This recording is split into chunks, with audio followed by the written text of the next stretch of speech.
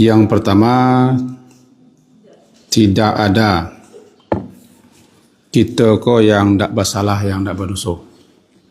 Pasti selaku manusia.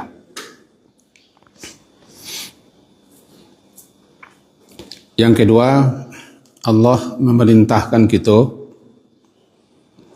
untuk bersegera meminta ampun dan taubat selagi kesempatan untuk taubat masih dibuka, siang ataupun malam, pagi ataupun sore. Yang ketiga, saat ditutupnya pintu untuk taubat berarti tidak diterima oleh taubat, yakni ketika pertama you gargir, ketika nyawa lah sampai di kerongkongan, ketika azab sudah turun, dan ketika matahari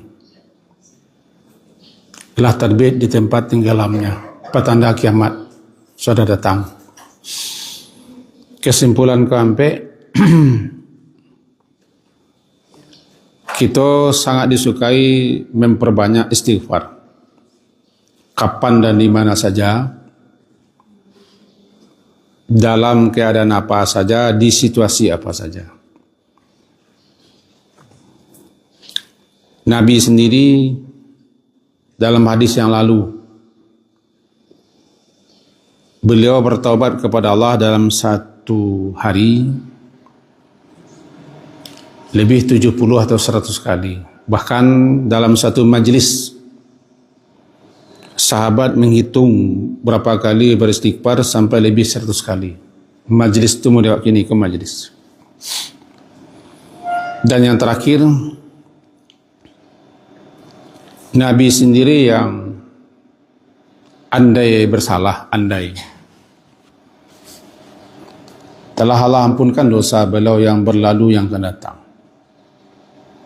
Namun selaku hamba beliau tetap beristighfar sebagai tawaduk beliau.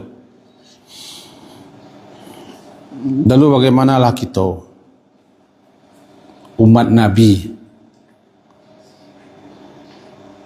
Tentu mestinya kita lebih banyak sering meminta ampun dan taubat kepada Allah. Di manalah kita dibanding dengan Rasul. Orang-orang yang tidak menyadari betapa besar akibat atau kesudahan bagi orang yang tidak dapat ampunan,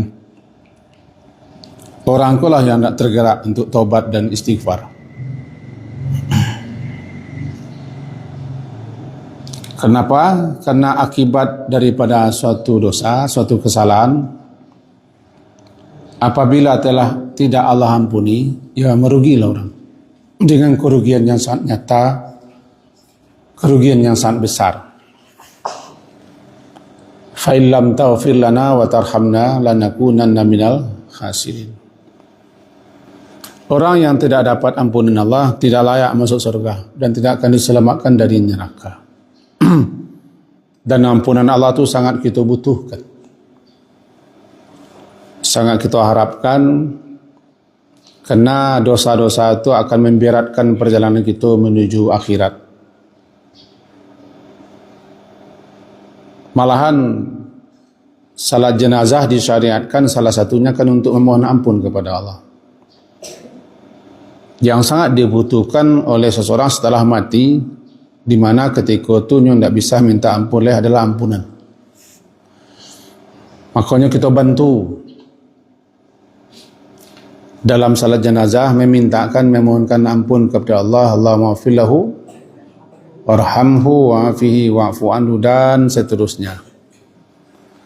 Bahkan ketika memiciangkan mata mayit, Allahumma ighfir li, ya Allah ampunkan dosanya siapapun dianya.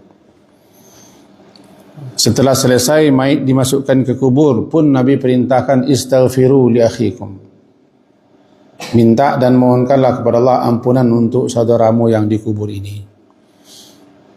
Malah kita setiap saat, setiap waktu disuruh minta ampun untuk diri, untuk orang tua, untuk para guru-guru dan untuk para kaum muslim muslimat yang hidup dan yang mati.